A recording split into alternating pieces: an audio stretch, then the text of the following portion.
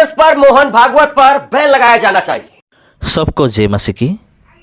मेरे प्यारे भाइयों और बहनों, हमारा भारत देश में कुछ ऐसे ग्रुप्स हैं जो कि गुंडागर्दी करने में उतर आते हैं और मसीह समाज के ऊपर धर्म परिवर्तन का झूठा आरोप लगाते रहते हैं।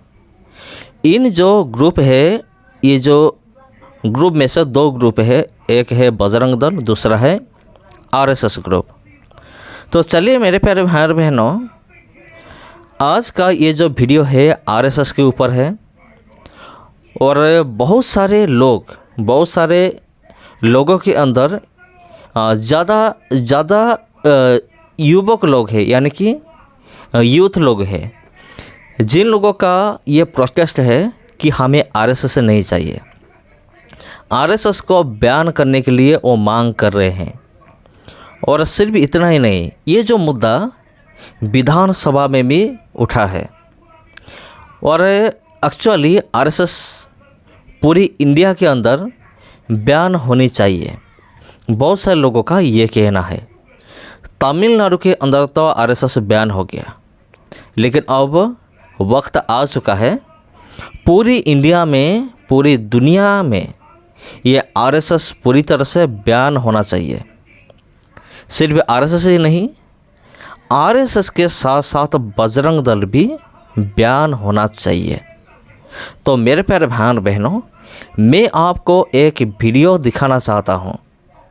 इस वीडियो में आप देखिए किस तरह से यूथ लोग रास्ते में आकर प्रोटेस्ट कर रहे हैं आरएसएस के खिलाफ कि आरएसएस को बंद करो, आरएसएस को बैन करो। तो चलिए पहले उस वीडियो को हम देखते हैं, उसके बाद आपका जो राय है आप कमेंट बॉक्स में ज़रूर देना। चलिए हम वीडियो को स्टार्ट करते हैं। आरएसएस पर, मोहन भागवत पर बैन लगाया जाना चाहिए। इंडिया गठबंधन के नेताओं ने एक साथ एक मंच पर आकर के मोर्चा खोल दिया है और अब बीजेपी के लिए तरीके से बुरी खबर आ गई है।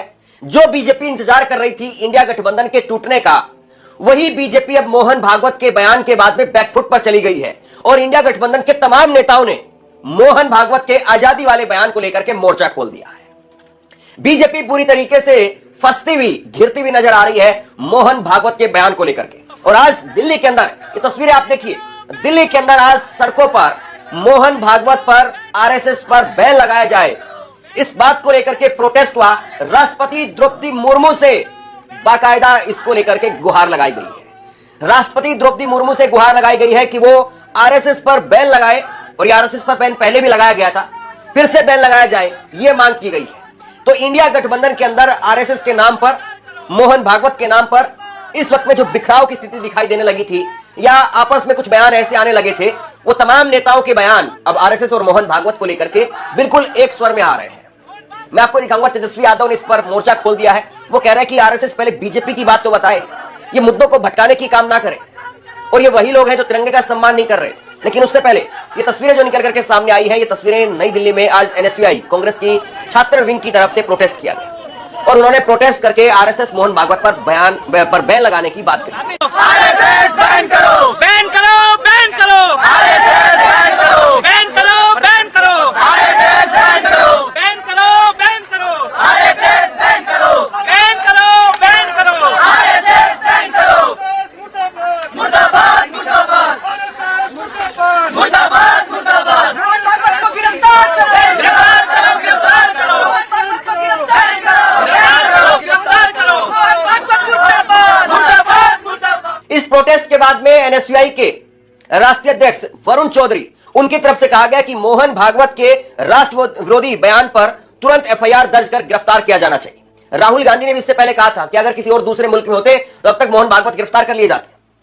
कहा गया कि मोहन भागवत पर एफआईआर दर्ज हो और इनको गिरफ्तार किया जाए। मैं भारत के राष्ट्रपति से मांग करता हूं कि वो भारत विरोधी विचारधारा वाले संगठन आरएसएस पर तुरंत प्रतिबंध लगाएं और ऐसे संगठन और उसके मुखिया की जगह सिर्फ जेल में होनी चाहिए।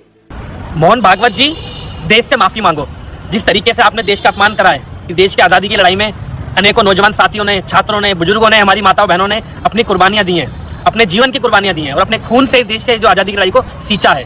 और देश के हमारे तमाम महात्मा गांधी जी से लेकर तमाम हमारे देश के जो फ्रीडम फाइटर्स हैं, आज उनकी आत्मा को भी अपमान पहुंचा आपके इस बयान से। देश की आज़ादी 1947 में मिली थी, ये देश के हर एक नागरिक जानते हैं। आपने देश के नागरिक का और हमारे तिरंगे का अपमान करा है, आप देश से माफी मांगे। और मैं देश के राष्ट्रपति जी से ये अनुरोध करना चाहता हूं कि तुरंत मोहन भागवत जी पर कार्रवाई होनी चाहिए, और जो आरएसएस नाम की संस्था है जिसने बार बार देश को तोड़ने का काम करा है, इस आरएसएस नाम की संस्था को तुरंत बैन करा जाए। ये वही संस्था है जिसने महिलाओं का अपमान बार बार कराया, ये वही संस्था है आज जिसके चीफ देश की जो आज़ादी की लड़ाई को, पूरी आज़ादी की लड़ाई को देश का इन्होंने अपमान करा है। तो मेरे देश की जो हमारी राष्ट्रपति जी हैं उनसे भी अनुरोध है कि तुरंत आरएसएस पर बैन करा जाए और मोहन भागवत पर एक सख्त कार्रवाई करी जाए। देशद्रोही मोहन भागवत। दरअसल मोहन भागवत का बयान बीजेपी के लिए गले की फांस बन गया है। क्या कहा था मोहन भागवत ने, देखिए जरा। राम मंदिर प्राण प्रतिष्ठा के दिन मिली थी भारत को सच्ची आजादी। ये कमाल की बात है ना। मतलब आजादी में भी सच्चा, नकली, झूठा ऐसा कुछ होता है क्या? आजादी आजादी होती है, सच सिर्फ सच होता है। सच बड़ा या छोटा नहीं होता है, सच पतला या मोटा नहीं होता है, सच का मतलब सच होता है। और ऐसी आजादी जो है वो आजादी है। उसको मतलब, उसका मतलब ये नहीं है कि वो कंगना रनौत कहेगी 2014 में हुई। मतलब मोहन भागवत कंगना रनौत वाली लाइन पर आ गए। और ये 2014 में मिली या फिर प्राण प्रतिष्ठा के दिन पर मिली, तो वो आजादी क्या थी? जब देश के लाखों करोड़ों लोगों ने अपने जीवन की आहुति दी, तब जाकर के आजादी मिली। वो क्या था फिर? आरएसएस ठीक है 52 साल तक अपने मुख्यालय में तिरंगा नहीं फहरा पाया, लेकिन आजादी को तो आप इग्नोर नहीं कर सकते हैं, आजादी को तो आप इंकार नहीं कर सकते हैं।